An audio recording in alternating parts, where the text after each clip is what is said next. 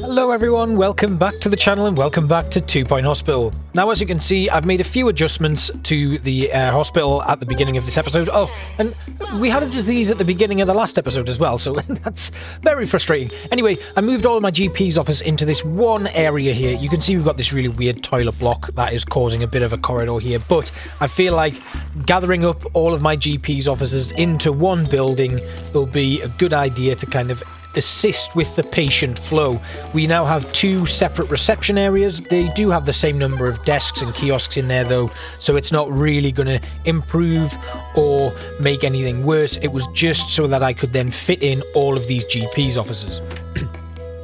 We have 1.16 million in the bank after all of this little bit of redevelopment, and yeah, we're looking a lot better.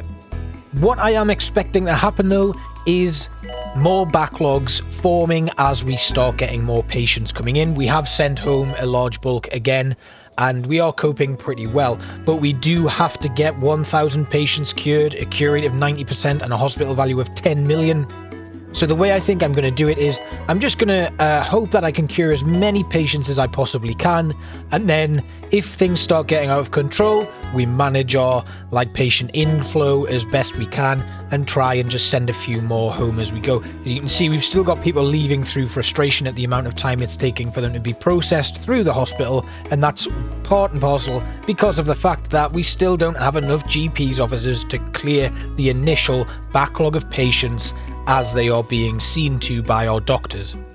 There's our training room back, the second one anyway, that we had to sell quite some time ago. We're going to duplicate it a third time, and then we can really start grinding through our training programs. Diagnostics level 4, we've got quite a few already trained up in that, so you can see the long game has really helped us. We've been able to train up our staff very well. We've just fallen behind a little bit, partly because I've had to take on a load more new staff, and also some of the staff that I've been training have been beginning at level 1, and they've been waiting for new training for quite some time. I'm going to train all of my janitors now in maintenance level 2, because we've got our machines fully upgraded at the moment. We actually just need to make sure that they're being well maintained. You can see here we have around about 82 staff members, and I don't expect that to drop anytime soon, but we may need to revisit it later on down the line if our expenses get too high, which is a little worry for me. We have a large mass of patients just gathered here around this vending machine. Even though there's vending machines in other places that they could go to, they just seem to be sticking here, which is a little bit frustrating, and I may need to get rid of the GP's office that's there just to free up a little bit of space, because they're starting to get on top of each other, and when they're repathing around each other, that can affect the amount of time it takes for them to get from A to B. So yeah, that's part and parcel. We'll deal with that. We have cured 10% of our 1,000 patients, and everything's looking a little bit better, but I'm gonna believe that this is the calm before the storm, and we're about to deal with a huge influx of patients coming in, and things will start spiraling very quickly. You can see our hospital value is over 10 million. I don't think we're going to maintain that for the entire duration of this. I think it's going to drop. We're going to have to deal with a backlog of patients and then get rid of people, bring in more. Hopefully the value will stabilize, but we'll just need to see how we're going. Keep training and let's carry on. We are at the end of the year and things are going okay. I don't want to curse it. I think we're going to get a backlog at some point and the scales are going to tip against us, but happy with those awards. Now let's do a little bit more training. Now I did want to talk about training. We have a DNA qualified staff member who is trained in treatment. Now originally what I thought about doing was training them in diagnostics and treatment.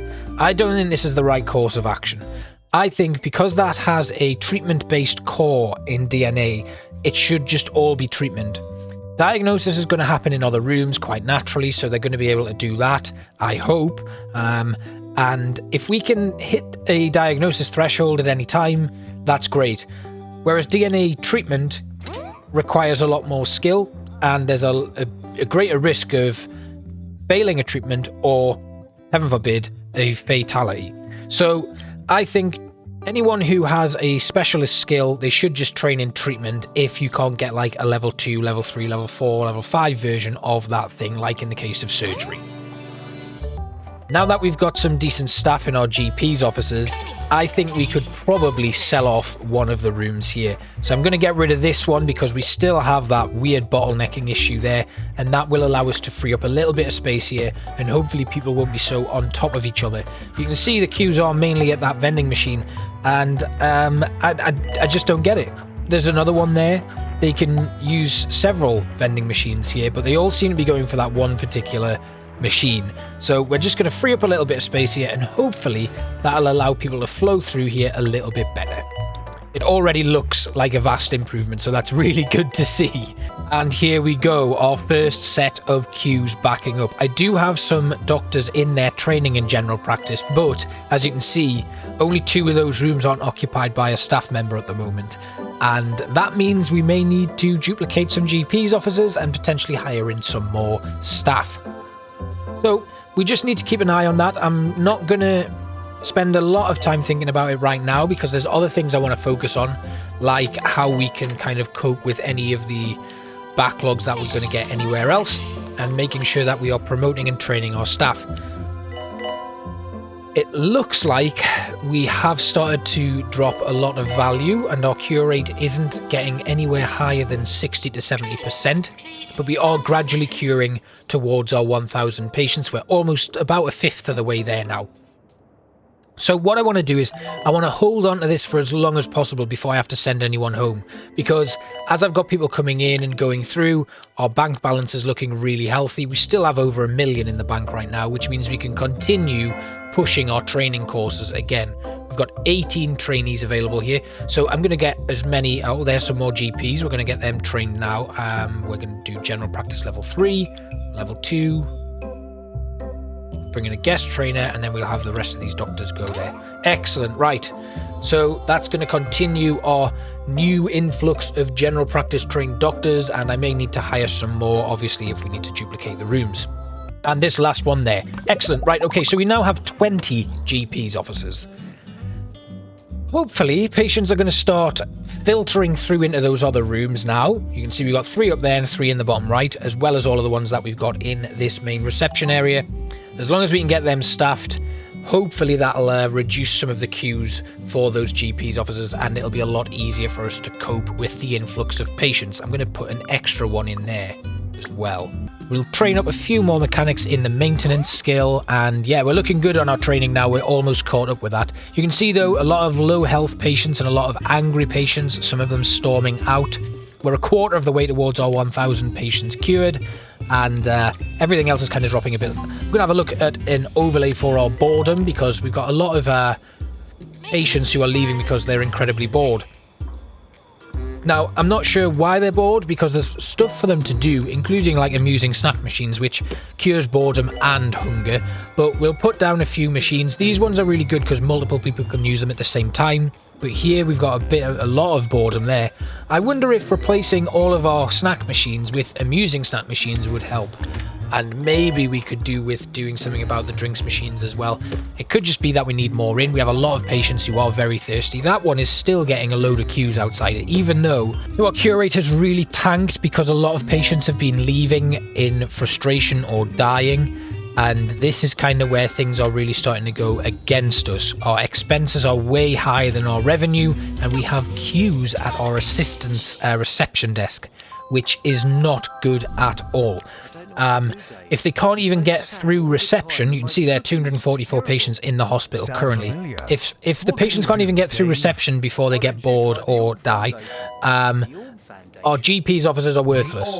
Even though we've got 20 of them, if we're not processing patients at reception quick enough, it's not going to work out for them. That may be because I have just trained a load of assistants, but at the same time, I should be able to train my staff without it being a problem in the hospital. But we are starting to spiral a little bit here. I'm keen to not send people home right now, because I would like to just push up that cure 1,000 patients as much as possible. If I can get that to about halfway, then I'll happily send people home and we'll do a soft reset on the hospital. But it doesn't look like that's going to be a possibility right now, because we are really starting to struggle. We are at the end of the year, so let's just take a look at what awards we've won. And okay, I am quite surprised at that because it wasn't the best of years. So it's good to see that we've managed to get the awards that we usually expect. 4 trainees available though, which is really good. We're almost fully on top of our training, which is going to help us out enormously. Another reason I think our economic side of things is failing is because our prices are so high. We have a lot of patients refusing to pay for treatment, you might have noticed. So I'm going to drop our prices down to just plus 70% of what they would usually charge, and we'll see if that helps. There is a sweet spot, I'm sure.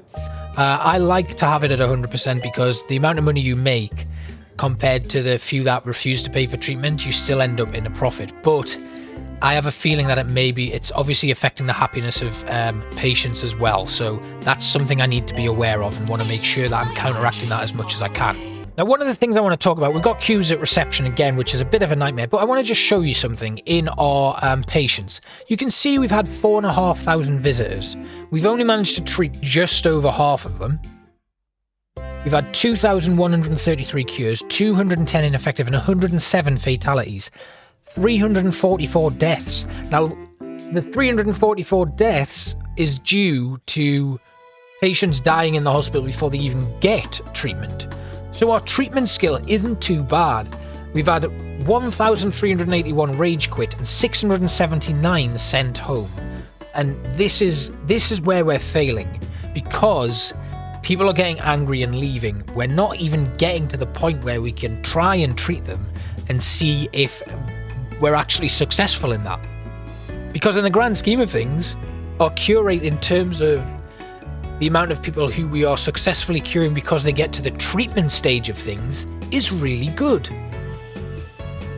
So that's where the backlogs are such a huge issue.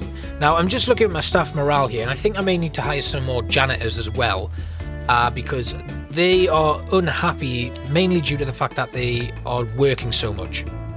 I don't know if lowering the prices was such a good idea, because as you can see, we've got quite a few issues again, as usual. This is just literally micromanaging the horde, I think. So you just need to make sure that you're on top of it. I probably should have sent people home a long time ago, because this has gotten out of control, and now we're starting to hemorrhage cash all the time because we're not able to treat people quick enough and get them diagnosed quick enough, and they're just getting angry and leaving or dying before they even get to that treatment phase. We're coming up to the end of June, and I'm really worried that we're going to take another financial hit here right near the end of the month, and that is going to mean we'll get very close to bankruptcy, judging by how much money we lose. 183,000 there. That'll take us well over to like 250,000 in the red. There we go. And a bankruptcy warning to boot. So we're going to have to take out all of our loans again, jack the prices back up, and see if we can ride out this storm. I may even send some patients home as well, just so that we can have a little bit of a soft reset here, purge our current patients, and let's see how we do. Okay, so we managed to hang on for as long as we possibly could before needing to do this, but I have sent everybody home, and that will give us a little bit of a soft reset. Our cure rate, of course, has dropped massively, as well as our hospital value, but we have managed to cure just over 370 patients towards that 1,000. So this is decent progress. We have 221,000 in the bank, but that's a lie, because we have done most of that via loans, and now we can just stabilize. I've not built any new rooms. I haven't really seen the need to at this moment in time. Now, it probably would be much easier if I just upgraded my rooms or bought new ones, or maybe even tweaked the blueprint for the general practice office, and that would allow us to increase the diagnosis level towards a particular threshold. Another thing I could do is actually drop my recommended diagnosis threshold for sending patients for treatment. I can't even remember what that's at right now, and I'm not going to check because I'm doing something at the moment. We're having a look. Yes, there we go. If we drop that down to like there, that will hopefully fast track a lot more treatment decisions and get people through the hospital as quick as we can. So if we can continue pushing for this cure 1,000 patients, I would imagine we will get the bottlenecking happening again, because we just can't cope with 250 patients in the hospital. It's not doable with the current setup. Things are looking a bit better. We've cured 447 patients, and one of the other things I've noticed when you do send all of your patients home is it makes it easier to spot when these bottlenecks start forming, and then you can react appropriately to those instead of letting them build. That's been one of the reasons for my failures in this level, is just hoping that I can ride out any storm. And the reality is, when things start getting out of control, that's it. If you can't fix that quickly, it just spirals. So one thing that I learned there. Because I don't have many patients in here at the moment, I'm going to quickly train up some more general practitioners and treatment-based doctors and nurses too. I'm also going to reduce my prices just because I want to see if we can actually arrest the issues with people not paying for treatment. So we're going to bring our prices down another 20% and hope that that allows us to maintain, even though our expenses are increasing as our staff are better trained and promoted higher. So let's get our prices reduced and see if we can improve our reputation. We are doing much better, even with lowering our prices. We have not yet got backlogs of queues. We're bringing in nice profits because most people are paying for their treatment. There is one issue though. Our expenses have reached $195,000 a month, which means if we start getting bottlenecks, we're going to have to shoot our prices up again. Yeah. But at the moment, all we're needing to do is cure the 1,000 patients, because that hospital value is going to continue increasing as we make more money every month. However, I did just note there, as we moved into August, we actually made a loss of 8,000. And the minute we start losing money, that's when our hospital value tops out and then starts actually decreasing. So, got to be aware of that. Training's still looking good though, so we can continue upgrading our staff. I've got another ward nurse on the go there as well, but this DNA one is probably the most important one to upgrade in their treatment skill at the moment. And I'm going to have another doctor come in and do that training to save me some cash. I'm kind of ignoring my own advice, because I did say that if you start to notice these backlogs that you should just continue sending patients home. But because I feel like we can't really... The reason why we're sending our patients home is to get our cure rate stabilised and boost our hospital value. Until we cure that 1,000 patients, there's not really any point doing it, so we may as well hold on as long as we possibly can. Our finances are looking great. I mean, we are making losses every month, so unless we can continue processing patients quickly, we are going to continue losing money. We've made a big loss there, so that's something that we're going to have to just really be careful of. $12,000 we lost this year. Let's have a look. This month, I keep saying year. But end of year awards, we've done pretty well though, that's good. And yeah, we just got to continue progressing with this. Our diagnosis threshold is still at that low level, which is really good. But you can see there still... our price reputation is terrible, but fatalities, we've only had 8 fatalities since I last looked, and more rage quits and more deaths in terms of people who've just not been treated quick enough. So I'm going to duplicate that DNA lab. I may put another one in, if I can fit one in. It doesn't look like I can. You'll also see I've just put in another reception desk, and we also have the fluid analysis, because again, I'm trying to pull patients away from GP's offices, because what will happen is if they can't get a diagnosis decision, they'll go back to GPs for further analysis and then continue on through this pattern. So if I can get a fluid analysis in, as well as that's the reason I put the x-rays in the last episode, just to try and boost the diagnosis rating and make it look like my staff have something to do, because I'm aware that I have a lot of staff kind of just rummaging around doing nothing. You will notice as well there that I reduced our prices to 30% cheaper than the going rate, to see if we can actually get our price reputation back up, even though it doesn't make much of a difference. So, do we have any more doctors that I can bring in for general practice? Because when staff go on breaks, that's when we start getting queues formed. We don't have enough GPs to actually cope with the number of GPs we have. Our price reputation is increasing though, but because we've lowered our prices so much, we're starting to hemorrhage cash, which is a little bit of an issue. We've cured our 1,000 patients though, which is really good. We now only have 2 more objectives to complete, and then the level is done. So what I think I'm going to do is I don't really want to send my patients home, but I predict that that's what I'm going to have to do in the end, because the bottlenecks are starting to form and things are getting a little bit difficult. You can see we've got a lot of people who want a drink.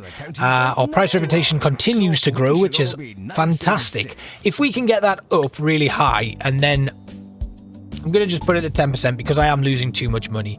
But if we can get that up really high and then increase our prices, hopefully it'll not drop so quickly. And we'll just have to see. I mean, it doesn't really make much of a difference. Our reputation's massive. We only have like people refusing to pay for treatment if it's too expensive. And actually, if we have it at 100%, which we have had for most of the level, it's not affected our reputation at all, really.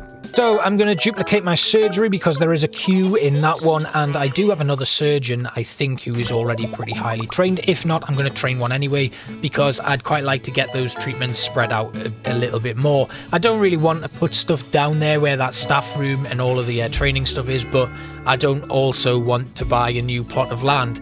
You can see it's going to look like we filled another epidemic, but I've kind of just been ignoring them. It's too much to manage when you're having to do all of the other kind of micromanagement of stuff, and the reputation hit is minimal compared to what we're on. We made a profit last month, but we have jacked our prices up to plus 50% again, which has ruined our reputation. So it's getting tough again.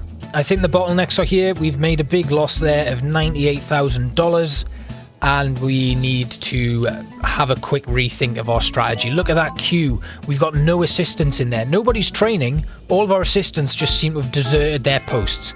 So that is crazy. 27 in the queue there and 26 in the other one. Now someone else has come back on shift, and I'm just hoping that we get more assistants back in to clear those queues. But that's crazy. Where did they all go to? So here we are. The purge has been completed again. And I think this will be for the last time. We've sent home all of our patients that we possibly could. Ones that we were unable to send to were obviously already being treated or were already leaving the hospital through frustration at the size of the queues.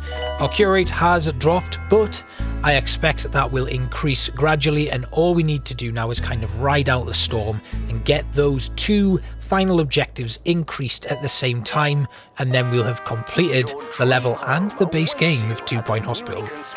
I suppose this has been a really tough well, no, it's definitely been a really tough level. I think there were a lot of things I could have done better here, and I could have spent a lot more time on it. I feel like a lot of this towards the end of the game I've maybe rushed through things, so I don't know, but I've learned a lot, and I'm excited to start the DLC, but I do think I'm going to take a little bit of a break from this game and focus on 2 Point Campus for a little bit longer before we bring the DLC of 2 Point Hospital out. But I'm really happy with how it's gone. Look at our staff, they're all really good, really well trained. We've got a few newbies coming in. I could actually do with firing some, so we're going to reduce it by 10. We're looking really good. We've got a good cure rate, we just need to increase our value. I've removed some staff. I did reduce my staff roster by about 10 staff members, which again will help in reducing our expenses when it comes to wages, because at the moment we're coping pretty well with the patient flow. I do have, you can see, a couple of staff members that I've fired there who have just kind of gotten stuck. They aren't leaving the hospital even though there's nothing really blocking them. So I'll be charging them rent very soon to recoup some of the wages that I've paid out to them. So we have 1.1 million in the bank, and our hospital value is increasing very fast, which is really good to see, because that's all we need to do to push this final objective. I'm so pleased. I'm also quite relieved. This game has been a labour of love for me, and if you've not played 2 Point Hospital, I would thoroughly recommend it. But as we're kind of winding down the level, I've just noticed our cure rate's dropped, but that should come back up. My advice to you when you're coming into Croquembouche is grow really slowly. Try and keep your reputation low. The problems that we had earlier on in the level that never really went away was our reputation was really high from the off, and that high reputation led to more patients, but at the time we weren't getting in illnesses that were expensive, so we weren't making enough money to expand adequately, we weren't making enough money to train up our staff in a good way, And that was where we ended up with these backlogs and issues where people were leaving because they were frustrated or just plain dying. You can see there we've made $516,000 this month. Our expenses were $219,000, so we've really managed to turn this one around. We've got queues building up at reception, but it's not an issue. We can cope with those.